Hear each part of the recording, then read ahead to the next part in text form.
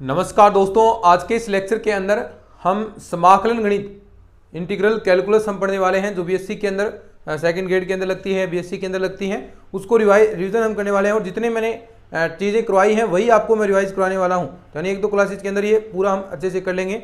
और आज की क्लास के अंदर एक क्वेश्चन भी एग्जाम के अंदर कन्फर्म बनता है, इससे बीटा और गामा फलन जो आपके हैं इंटीग्रल करना, ये आपको समाकलन के अंदर भी काम आएंगे।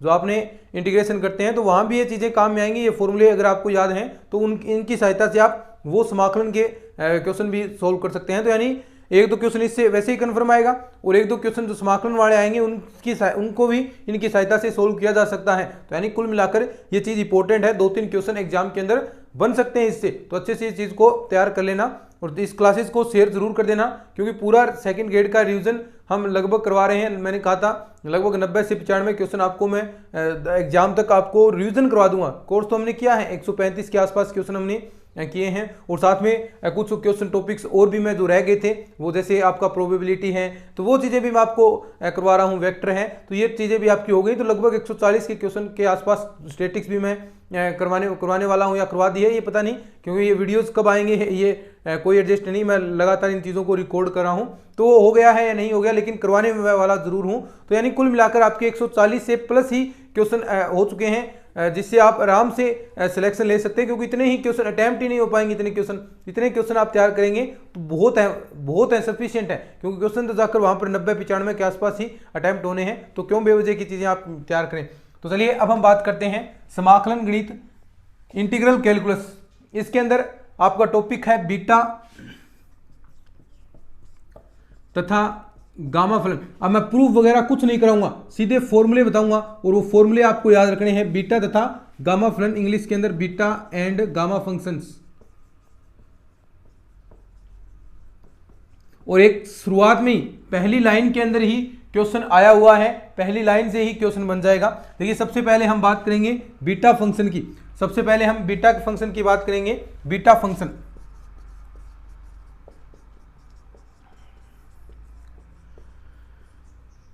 देखिए किस प्रकार की फॉर्म होगी बीटा फंक्शन के अंदर। देखिए m तथा n के धनात्मक मानों के लिए, मान लीजिए m तथा n दो धनात्मक संख्याएं हैं, धनात्मक मानों के लिए एक फॉर्मूला है सीधा, मानों के लिए, यानी m और n क्या है, दोनों धनात्मक मान है, और उनके लिए निम्न जो निश्चित समाकलन है, निम्न निश्चित समाकलन मतलब लिमिट लगेगी जिसके, निश्चित समाकल जैसे 0 से 1, लिमिट ध्यान में रखिएगा, 0 से इसने 1 कहा है, x की पावर m माइनस का 1 माइनस x की पावर n माइनस 1 dx। ये है आपका फॉर्मूला, ये है आपका फॉर्मूला, जहां पर जो m और n क्या है, धनात्मक मान है, यानी m और n क्या हो गए, ग्रेटर देन 0 हो गई। अब ये जो इतना है, सिर्फ इतना क्वेश्चन आपका HM में आया हुआ है, RPSC जो करवाती है HM, वहां पर सीधा पूछा गया है। तो यानी ऐसी चीजें भी पूछी जा सकती हैं। तो देखिए इसे आप क्या कहेंगे, आइलर का प्रथम, इसे आइलर का प्रथम समाकलन कहा जाता है। इसे, ये फॉर्मूले याद रखने भाई, इसे आइलर का प्रथम समाकलन ये पूछा जा सकता है। आइलर का यही पूछा था, आइलर का प्रथम समाकल क्या है, द्वितीय समाकल क्या है, ठीक है, आइलर का प्रथम समाकलन कहा जाता है, इसे आइलर का प्रथम समाकल कहा जाता है। अब बीटा फंक्शन क्या होगा, यानी ये पूरा इस प्रकार का इंटीग्रेशन है ना। अभी तो देखो बीटा, इसके बारे में बता रहे हैं, फिर इसको कैसे सोल्व करना है इसके बारे में भी हम बात करेंगे कि कैसे आप बीटा mn को सोल्व करेंगे, कौन सा फॉर्मूला लगाएंगे, कौन सा रिलेशन निकालेंगे, क्योंकि बीटा और गामा दोनों के अंदर रिलेशन बढ़ेंगे और उन्हीं की सहायता से आप क्वेश्चन को सोल्व करेंगे। दोनों जरूरी है समाकल को सोल्व करने के लिए। पहले हम बीटा के बारे में पढ़ रहे हैं, फिर हम गामा के बारे में हम बात करेंगे। तो देखिए इसे आइलर का प्रथम समाकल कहा जाता है, और देखिए इसे बीटा mn द्वारा व्यक्त करेंगे अपन,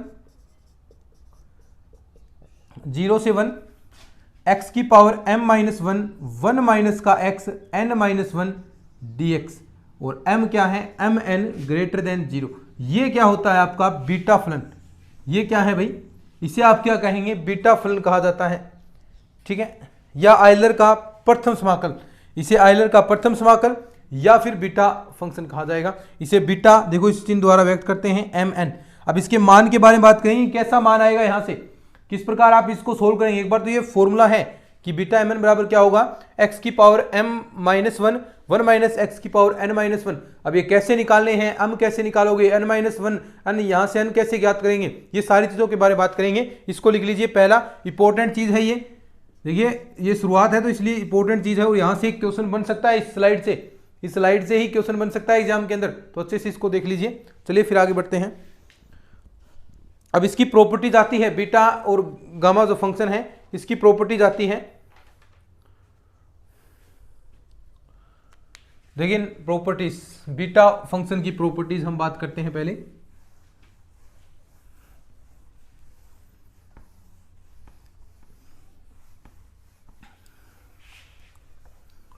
बीटा फंक्शन की प्रॉपर्टीज के बारे में हम बात करेंगे।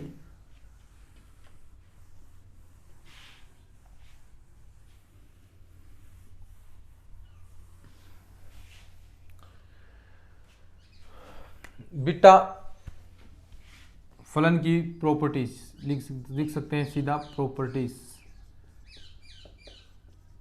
और नंबर 1 प्रॉपर्टीज आती है कि आप चाहे बीटा mn का मान निकाल लीजिए, mn ऐसे कर लीजिए, या फिर बीटा nm कर लीजिए, कोई फर्क नहीं पड़ेगा, दोनों से मान क्या आएंगे, आपके समान आएंगे। तो ये आपकी क्या है, पहली प्रॉपर्टीज है, यानी दोनों से आपके रिजल्ट हैं वो समान आने वाले हैं, कोई फर्क नहीं पड़ेगा, बीटा mn बराबर बीटा nm होता है, ये पहली प्रॉपर्टी है। बात करते हैं अपन दूसरी प्रॉपर्टी की, तो बीटा mn का जो मान है वो बराबर होगा किसके, 0 से इन्फिनिटिव x की पावर m माइनस का 1, ठीक है, इतना तो हमने किया था, अपॉन में 1 प्लस एक्स की पावर m प्लस n, जहां m और n क्या है, ग्रेटर देन 0 है। तो ये दूसरा आपका हो गया, बीटा mn बराबर किसके होगा, 0 से इन्फिनिटिव x की पावर m माइनस 1 अपॉन में 1 plus x m plus n। एक और प्रॉपर्टी इसकी है, नंबर 3 पर हम बात करते हैं। बीटा mn बराबर 2 इंटू 0 से pi by two sine 2m minus 1 theta cos 2n minus 1 theta, ठीक है ये। और इंटीग्रेशन है तो साथ में देखो यहाँ पर dx लगते हैं, यहाँ d थीटा लग जाएगा, तो ये प्रॉपर्टी। तो ये एक बार आप ये फॉर्मूले याद रख लो, मैं प्रूफ नहीं करवा रहा हूँ इनके, प्रूफ मैंने जब ये क्लासेस करवाई थी उस टाइम प्रूफ कराए थे, अब तो ये फॉर्मूले याद रखने आपको, क्योंकि अब तो टाइम यही है कि फॉर्मूले कितने याद रखें, प्रूफ से कोई मतलब नहीं है। प्रूफ तो पहले आपको समझाए जाते हैं कि किस प्रकार ये चीज़ें बनी हैं, किस प्रकार ये चीज़ें जनरेट हुई हैं, लेकिन अब ये काम नहीं है, अब तो ये फॉर्मूले, ये प्रॉपर्टीज, बीटा mn बराबर बीटा nm होता है। बीटा mn बराबर क्या होगा, 0 से इन्फिनिटिव x की power m minus 1 upon 1 plus x की power m plus n, mn greater than 0 होगा। ऐसे ही बीटा mn बराबर 2 इंटू 0 से pi by two sine 2m minus 1 theta cos 2n minus theta d theta, ये इसके बराबर होने वाला है, ठीक है। तो ये हो गया। अब प्रूफ नहीं कर रहे इसके अपन, वरना तो प्रूफ में टाइम देखो, मैं कितनी 4-5 क्लासेस तो इसकी हुई थी बीटा mn वाले फंक्शन की, लेकिन अब प्रूफ नहीं करेंगे अपन, अब सीधा करेंगे, ठीक है। अब हम बात करते हैं गामा फलन, ये तो हो गया बीटा फलन, और आइलर का प्रथम प्रमेय था ये। अब हम करते हैं गामा फलन के बारे में बात। गामा फलन,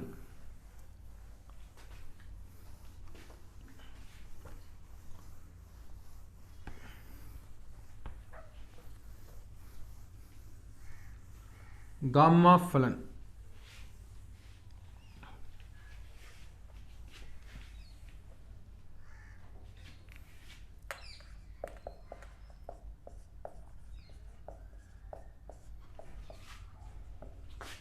गामास फंक्शन,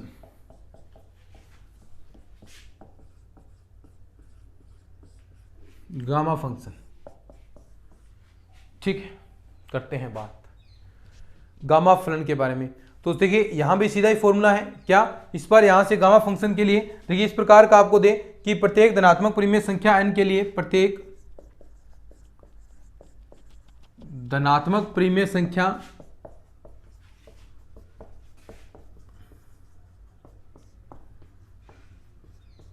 n के लिए, प्रत्येक धनात्मक परिमेय संख्या n के लिए क्या कि 0 से इन्फिनिटिव e की पावर माइनस एक्स, x की पावर n माइनस 1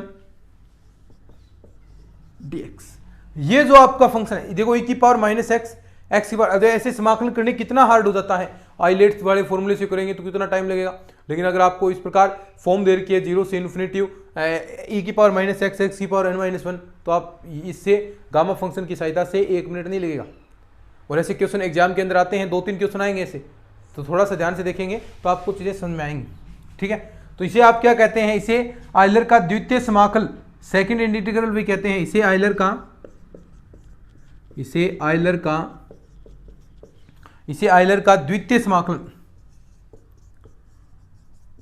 द्वितीय समाकल या आयलर सेकंड इंटीग्रल भी कहते हैं।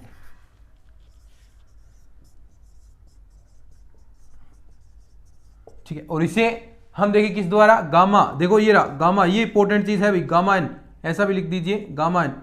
ठीक है, गामा एन इस द्वारा व्यक्त करते हैं, बराबर क्या होगा, अब देखो इसके मान के बारे में हम बात करेंगे, अभी प्रॉपर्टी बात करेंगे इसकी, 0 से इन्फिनिटी e की पावर x माइनस एक्स की पावर n-1 dx, ये देखिए ये होता है भाई गामा। अब गामा की कुछ प्रॉपर्टीज हैं, गामा की कुछ रिजल्ट हैं, कुछ फिक्स वैल्यू पर मान निकालने हैं, कुछ फिक्स वैल्यू पर मान दिए होते हैं, वो आपको याद रखने हैं। अब मैं समझाऊंगा नहीं वो चीज़ें कैसे बनी है, प्रूफ नहीं करेंगे अपन, अब वो चीज़ें याद रखनी है। जैसे गामा 1/2 का मान कितना होगा, √π होगा। गामा 1 का मान कितना होता है, 1 होता है। गामा 0 और जो माइनस की वैल्यू है उनके मान परिभाषित नहीं होते, उनके मान इन्फिनिटी होते हैं। तो ये चीज़ें अब आपको याद रखनी है। अब ये चीज़ें बार बार ऐसे थोड़ी ना समझाई थोड़ी ना जाती है कि कहाँ से क्या बनी है, अब उतना समझाएंगे तो फिर वही चीज़ें रिविजन का मतलब क्या हुआ। तो यानी अब यहाँ पर चीज़ें याद रखनी है। जैसे कुछ प्रॉपर्टीज़ हैं गामा, इसकी गामा की प्रॉपर्टीज़, उसके बारे में हम बात करते हैं। फिर इसके जो गामा और बीटा में दोनों में रिलेशन है, वहां से क्वेश्चन बनेगा 100%, तो वो चीज़ हम बात करेंगे। ये तो उस चीज़ तक पहुंचने का जरिया है, क्वेश्चन वहीं से आता है, बीटा एम एन वाले से, उस रिलेशन से ही क्वेश्चन पूछा जाता है। ये तो हम वहां तक पहुंचने की कोशिश कर रहे हैं, और कुछ चीज़ें जो हमें वो जो क्वेश्चन सोल्व करेंगे तो उसमें जो चीज़ें हमें काम में आने वाली हैं वो हम वहां तक पहुंच रहे हैं। देखिए प्रॉपर्टीज अगर ये इस प्रकार दे कि गामा एन, आपको इस प्रकार दे गामा n+1, ये दे दिया आपको, ये किसके बराबर होगा, देखिए n गामा n के, n गामा n के, ये पहली प्रॉपर्टी आपकी याद रखनी है, ये याद रखोगे इसको।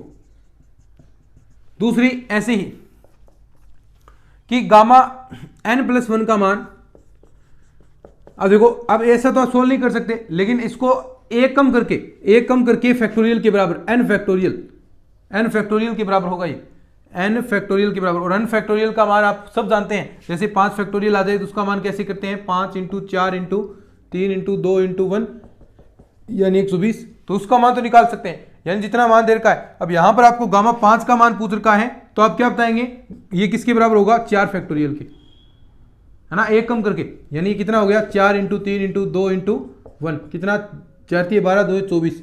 आपसे पूछ ले गामा 6 का मान, क्या करोगे, 5 फैक्टोरियल के बराबर, और 5 फैक्टोरियल का मतलब 120।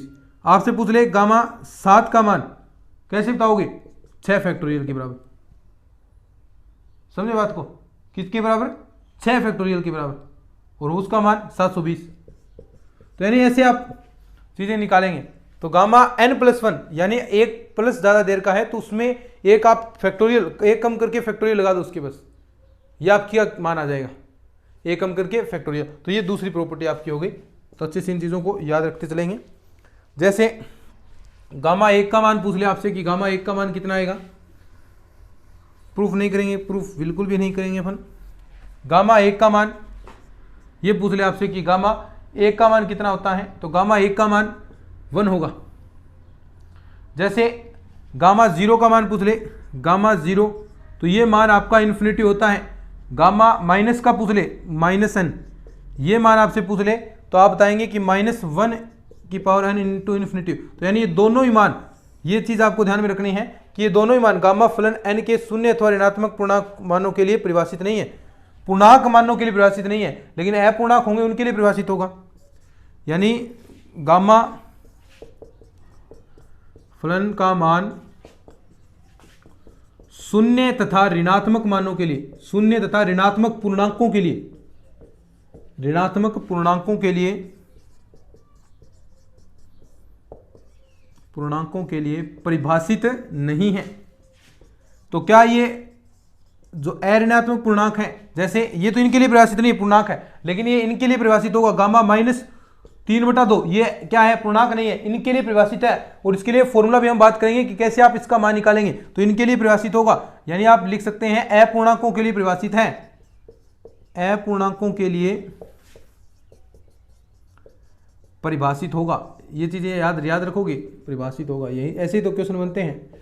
ऋणात्मक पूर्णांकों के लिए ये परिभाषित होगा, लेकिन जो आपके पूर्णांक ऋणात्मक पूर्णांक हैं उनके लिए परिभाषित नहीं है।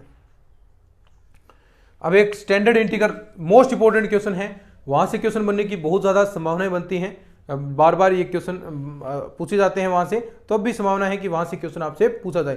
तो कैसा आता है देखिएगा, उसके बारे में हम बात करते हैं। तो लिख लीजिए इसको, फिर आगे बढ़ेंगे।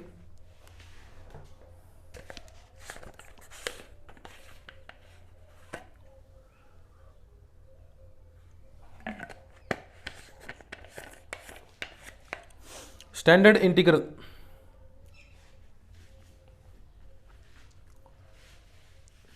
ठीक है, ये भैया याद रख लेना, और कुछ नहीं है इसमें, बस ये चीजें याद है ना, तो सब कुछ ही याद समझ लो आपके।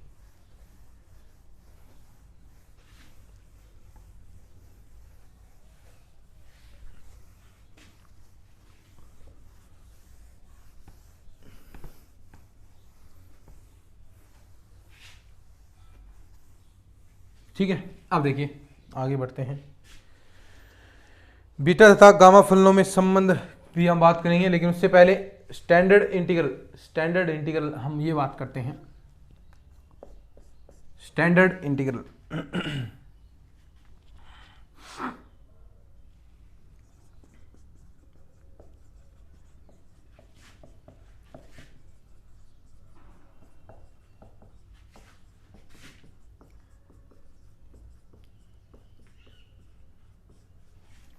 ठीक है, स्टैंडर्ड इंटीग्रल सीधा सीधा फॉर्मूला होता है कि अगर इस रूप में आपको देख क्वेश्चन, देखिए कि 0 से इन्फिनिटी x की पावर n-1 x की पावर n-1 e की पावर माइनस ax dx ये हो, तो यानी आप किसके बराबर होगा, ये इस रूप में दिया जाए तो ये गामा n, ऊपर तो गामा n, नीचे a की पावर n, ठीक है, इसके बराबर होगा। यानी जो a है और a की पावर n, जितना यहाँ पर n का मान है उतनी उसकी पावर लगा देंगे हम, ठीक है। तो ये हो गया आपके पास। दूसरा ऐसा ही, ये फॉर्मूला याद रखेंगे बस, और कुछ नहीं है, ठीक है, इंपॉर्टेंट। दूसरा कि ये गामा n के बराबर होगा, कौन सा, कि 0 से इन्फिनिटी, क्या 0 से इन्फिनिटी 2 से गुणा कराना है, e की power minus x square x की पावर 2n-1 dx। बस ये दो फॉर्मूले आपको याद रखने हैं और कुछ नहीं, ठीक है। एक क्वेश्चन करते हैं इससे रिलेटेड कि कैसा एग्जाम के अंदर क्वेश्चन पूछा जाएगा, और एक दो आप खुद करेंगे क्वेश्चन।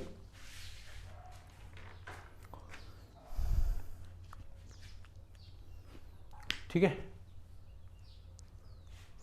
चलिए क्वेश्चन करते हैं, कैसे आप मान निकालेंगे ये भी आपको समझ में आ जाएगा यहां से।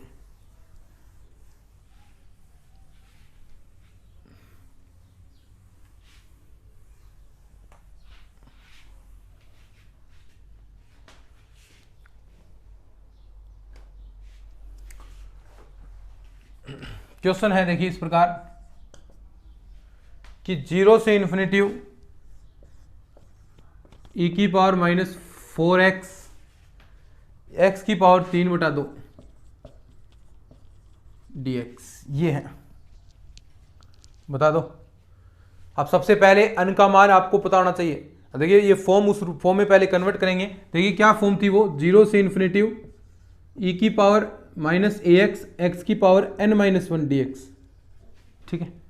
n का मान निकालने के लिए आप देखिए या तो ऐसा सीधा कर सकते हैं, देखो यानी इसमें एक प्रकार से एक जोड़कर, क्योंकि ये घटाना है तो यानी 3/2 को 5/2 -1 ऐसा लिख सकते हैं, 3/2 ही आएगा क्योंकि इस फॉर्म में लिखना है n-1। और इस फॉर्म में लिखने के लिए देखिए एक तो आप ऐसा भी कर सकते हैं, इसको 3/2 ऐसा कर लीजिए, तो देखिए क्या आएगा 5/2, n का मान कितना आ गया 5/2, तो यहाँ पर ये रख सकते हैं। यानी ये फॉर्म इस रूप में हो जाएगी आपकी 0 से इन्फिनिटी e की पावर माइनस 4x x की पावर 5/2 -1 dx। ठीक है, ये इस फॉर्म में हो गया। एक चीज याद रखनी है, अभी मैं बताने वाला था आपको, गामा 1/2 का मान होगा रूट पाई। ठीक है, ये इंपॉर्टेंट है, याद रखना है, एंड रूट पाई होता है। ठीक है, तो यहां से देखिए अब इस फॉर्म में आपको पता चल गया क्वेश्चन, इसका फॉर्मूला क्या था, देखिए क्या था, एक्स की पावर गामा एन अपॉन में ए की पावर एन। ठीक है, इस फॉर्म में था।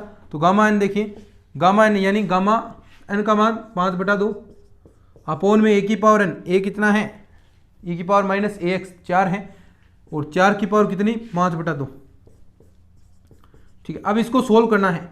अब मैंने एक चीज बताई थी आपको, देखो ये जो चीजें मैंने बताई थी वही चीजें यूज करके आपको सोल्व नहीं करना है। देखिए मैंने एक चीज बताई थी कि गामा एन को आप क्या लिख सकते हैं, गामा एन को क्या लिख सकते हैं, देखो एक चीज बताई थी, उससे एक कम करके, यानी आप इसे n+1 मान लीजिए, तो गामा n+1 कन्वर्ट कर दीजिए आप इसे, गामा n+1 कन्वर्ट करेंगे तो क्या होगा, 3/2 प्लस का 1। ठीक है, उसको क्या लिख सकते हैं, गामा n, यानी एक कम करके, तो एक कम करेंगे तो क्या आएगा, गामा 3/2।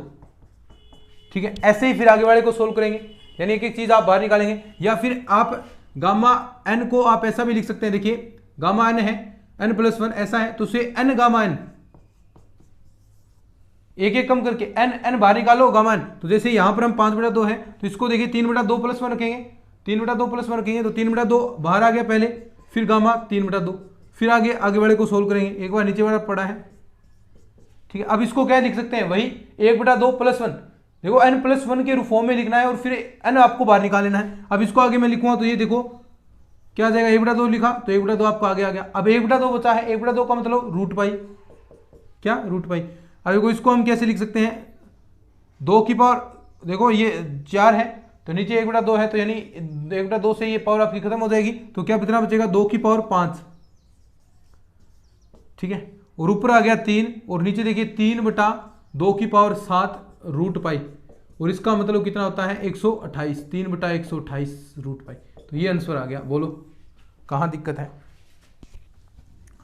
कोई दिक्कत नहीं है। देखो बस ये फॉर्मूले याद रखने हैं, फॉर्मूले याद हैं तो ऑटोमेटिक आपके रिजल्ट्स आपको मिलेंगे, कोई रोक ही नहीं सकता, आपके सारे परिणाम आपको मिलेंगे। तो ये चीज़ें आपको याद रखनी है, और तो कुछ नहीं है इसमें, एक दो क्वेश्चन टॉपिक और हैं, एक दो वो भी हम कर लेंगे।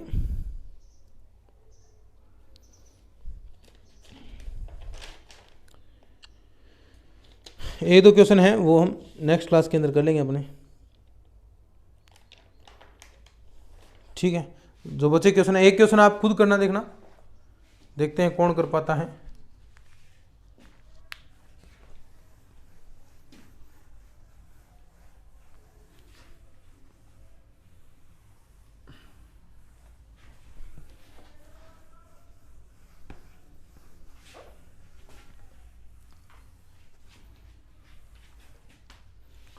एक क्वेश्चन ऐसा है,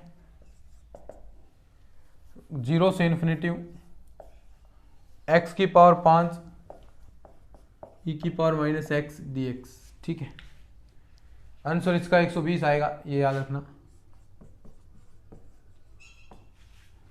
करेंगे ये एक क्वेश्चन, देखिए ऐसा 0 से इन्फिनिटी रूट एक्स e की पावर माइनस का x³ dx। अब देखो इसमें इस चीज में कन्वर्ट करना है तो x³ को आप t मानेंगे, यहाँ पर इस क्वेश्चन को x³ बराबर t मानकर, फिर यहाँ से x की जगह देखो, x की जगह वही आप यहाँ से मान निकाल लीजिए, x का मान क्या हो जाएगा, t की पावर 1/3, तो यहाँ पर x की जगह ये रख देंगे, तो ये वापस जो हम कन्वर्ट कर रहे हैं उस चीज़ में कन्वर्ट हो जाएगा, वहाँ से हम चीज़ें निकाल लेंगे, वहाँ से अपने रिजल्ट आ जाएंगे। तो ये 2 क्वेश्चन करके देखेंगे, बाकी जो बचा पार्ट है वो हम करेंगे अपनी अगली क्लास के अंदर। अगर ये क्लास आपको अच्छी लगी है तो इसको शेयर जरूर कर देना, चैनल को भी सब्सक्राइब कर लेना। मिलते हैं नेक्स्ट क्लास में, तब तक के लिए धन्यवाद। जय हिंद, जय भारत।